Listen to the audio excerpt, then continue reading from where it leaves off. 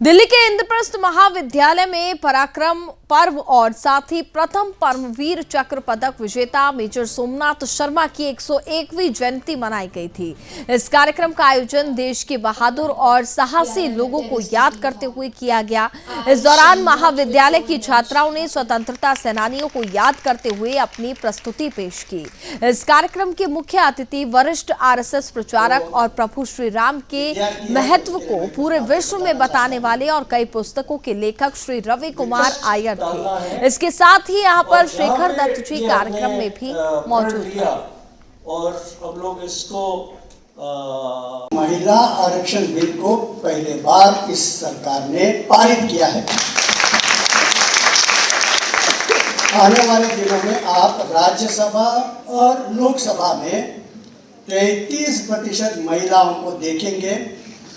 बहुत शीघ्र ही महिलाओं का नेतृत्व न केवल भारत को, इसका लाभ विश्व को मिलेगा। बहुत ही बलवान देश है अमेरिका, 250 वर्ष है, अभी तक अमेरिका में एक भी राष्ट्रपति महिला नहीं है, जबकि आज हमारे यहाँ 2 महिला राष्ट्रपति हो चुकी है। इंदिरा गांधी प्रधानमंत्री भी बन चुकी है। और इनके इतिहास में एकमेव, अमेरिका के 250 वर्ष के इतिहास में एकमेव महिला उपराष्ट्रपति, वह भी एक भारतीय मूल की है, कमला हैरिस। सर, क्या कुछ कहेंगे, लगातार विकास के क्षेत्र में देखा जाए तो नारी कहीं ना कहीं आगे बढ़ चढ़कर हिस्सा ले रही है, उन नारियों के लिए क्या संदेश देना चाहिए? अब भारत की नारी की ताकत, वो घर भी संभाल सकती है और मिसाइल की भी वो लीडर बन सकती है। उदाहरण के लिए टेसी थॉमस भारत की एक महिला है जिसने अग्नि-5 बनाया। सारी दुनिया में मिसाइल मैन है, वहाँ का कोई ना कोई मिसाइल बनाने वाला, लेकिन भारत एकमेव देश है जहाँ मिसाइल वुमन भी है, तो she is missile woman of the world, Tessy Thomas, जो अग्नि-5 की वो थी। आज जब हम देख रहे थे कि चंद्रयान 3 मून पे लैंडिंग हुआ, तो उस समय इतने सारे महिला साइंटिस्ट उसके में इन्वॉल्व थे और बड़े उच्च स्थान पर रहकर, तो आज महिलाओं का योगदान बहुत अच्छी तरह से हो रहा है। इसलिए भारत बहुत तेज़ी से बढ़ रहा है। जनसंख्या में 50% महिला होते हैं, तो इसलिए महिला वैसे घर संभालते हुए, परिवार को संभालते हुए, बच्चों को और अपने ससुर को भी संभालते हुए काम करना बहुत कठिन है। इसलिए मैं इनको नमन करता हूँ। और मुख्य रूप से मैं आज याद करूँगा एक महिला को, जिसका नाम है सरस्वती देवी, जो हमारे परमवीर चक्र सोमनाथ शर्मा की माँ है।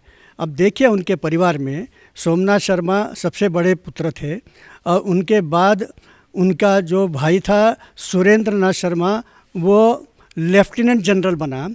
सबसे छोटा भाई विश्वनाथ शर्मा, वो chief of army staff general बना। उनकी 2 बहनें। पूनम जी, क्या कुछ कहेंगी? पराक्रम दिवस आज विश्वविद्यालय में मनाया गया, क्या कुछ कहेंगी आप मुख्य अतिथि के रूप में? ये हमने ही ऑर्गेनाइज़ किया पराक्रम पर्व, जैसा कि अभी है कि माननीय प्रधानमंत्री जी ने इसका आह्वान किया था। और अगर हम देखें 22 जनवरी से जो शुरू हुआ 31 जनवरी तक, बीच में इतने पराक्रमी महापुरुषों का जन्म दिवस आया, जो पूरी कंट्री के लिए, लोगों के लिए एक प्रेरणादायक है।